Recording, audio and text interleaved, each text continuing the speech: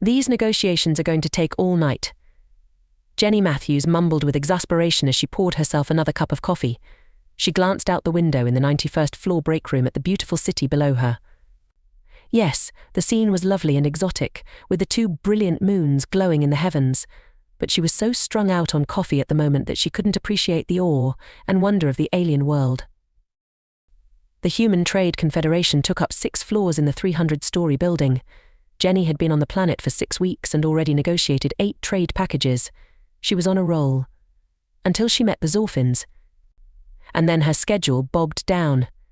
And that was why she needed the fresh pot of liquid salvation that was percolating on the counter behind her.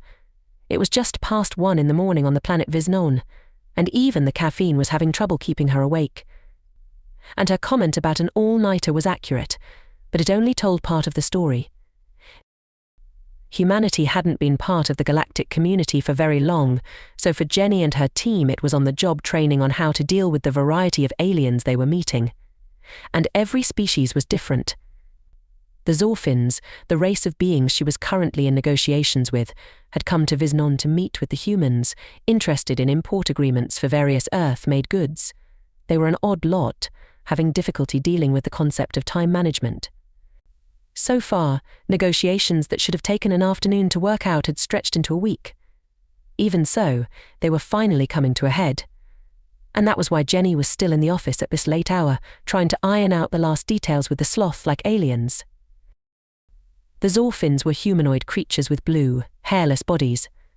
They weren't a bad-looking race, not compared to some of the monsters Jenny had worked with so far. But they moved at a snail's pace in just about everything they did, including speech and decision-making. And they had no imagination at all. Most of the time they appeared to be half asleep, but Jenny knew that was just how they were. It turned out that dealing with the myriad of alien species in the galaxy was more of an art than a science. However, she was learning fast. By contrast, Jenny and her human co-workers were emphatic and energetic, still reveling in the reality of alien species and interstellar travel. When the Keynesian warp drive was developed, making it possible to bend and compress space in any direction, the galaxy was suddenly open to the human race. Having already been acclimated to the idea of a universe teeming with life, the reality they experienced was all mankind had hoped for, and more. Nearly every stable star system had rocky worlds orbiting within the habitable zone, and 39.6% of them, so far, harbored some form of advanced life. Of course, the developmental stages of these races varied greatly. Still, Earth had made contact with 94 advanced species that had star travel, and that meant trade opportunities for the business-minded humans. And that was Jenny Matthews' specialty, negotiating profitable trade agreements for her various corporate clients. Fortunately, one of those clients was Primastar Coffee, her favorite brand. Not only did Jenny represent the company in negotiations with the Zorphins, it seemed she was also one of their most loyal customers. If she could, Jenny would have an IV attached to her arm to feed the magic elixir into her veins 24/7. It was what kept her going during these often marathon negotiating sessions. Jenny returned to the conference room with her ubiquitous cup of coffee and sat back down at the table across from the Zophins team. She glanced questioningly at the blue-skinned aliens, wondering if they were still awake. They had not moved or acknowledged her return. It was early morning on the planet, and Jenny had never witnessed a sleeping Zorphin before. Maybe they slept with their eyes open. She had no way of knowing. "Excuse me," Mondorlax, Jenny said cautiously, addressing the lead alien negotiator with his formal prefix. "Yes," the alien said, barely moving his thin lips. "Good. He's awake," Jenny thought. Let us move on now to the consumable items in the trade package. The items such as food and beverages. The alien's fingers scrolled slowly through the pages on his datapad. "We were meaning to ask. There is an item on here of which we are not familiar. We would like an explanation." "Of course," Jenny said. "What is it?" "It is this item called coffee." "What is that exactly?" Jenny perked up. "Coffee? You don't know what coffee is." The alien shook his head.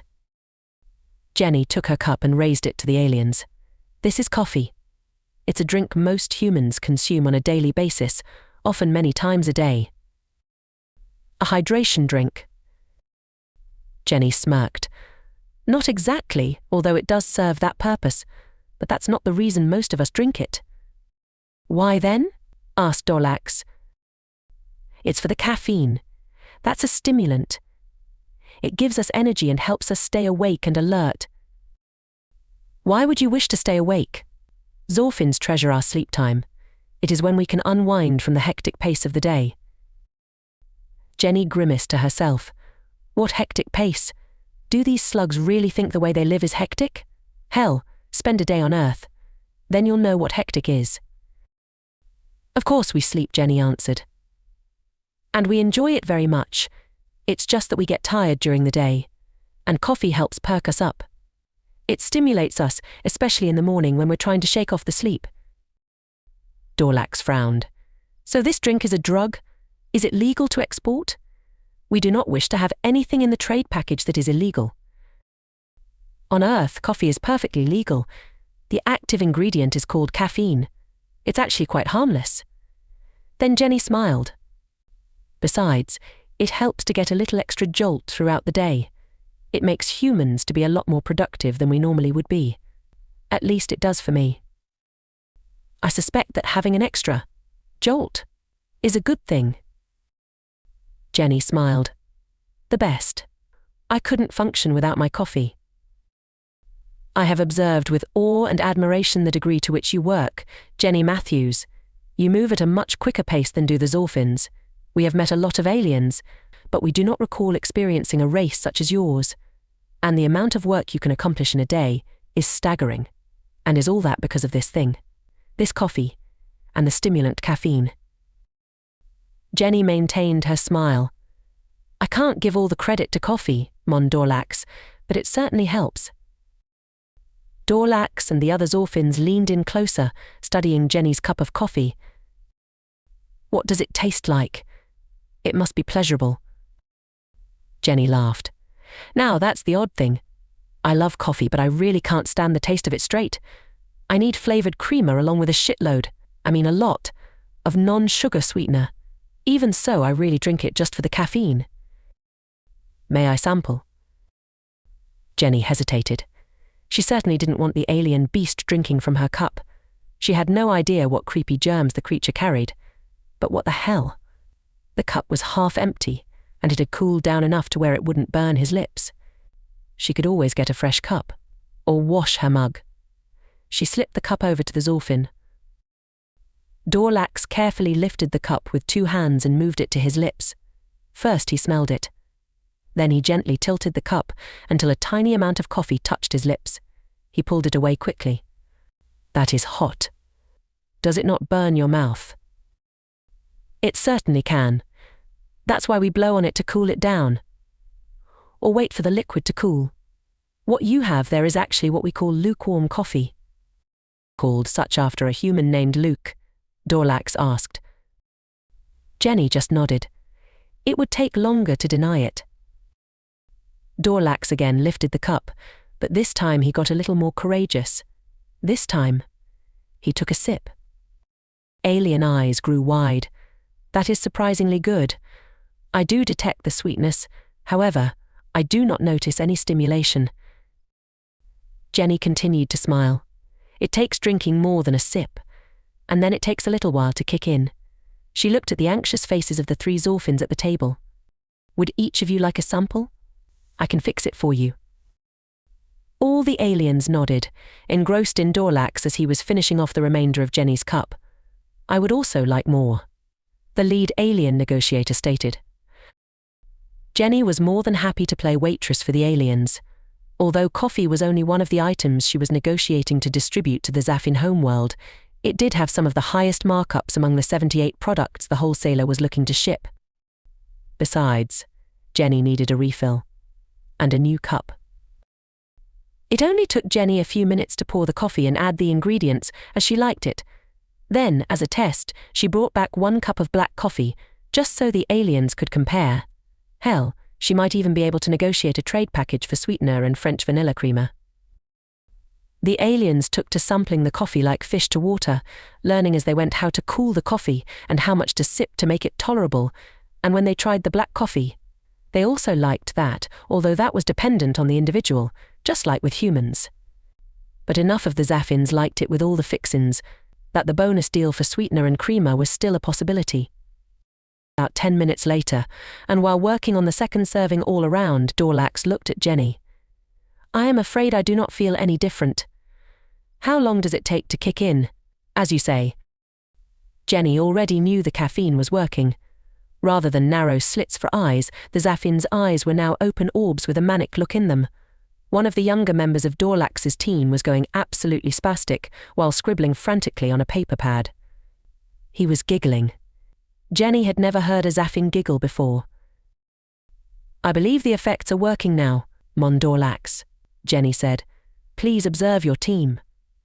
With jerky movements, Dorlax obliged, laughing when he saw two of his team off in a corner having a heated discussion about something. Their hands moved quickly, looking like a pair of Italians on Earth having a conversation, talking with their limbs as much as with their voices.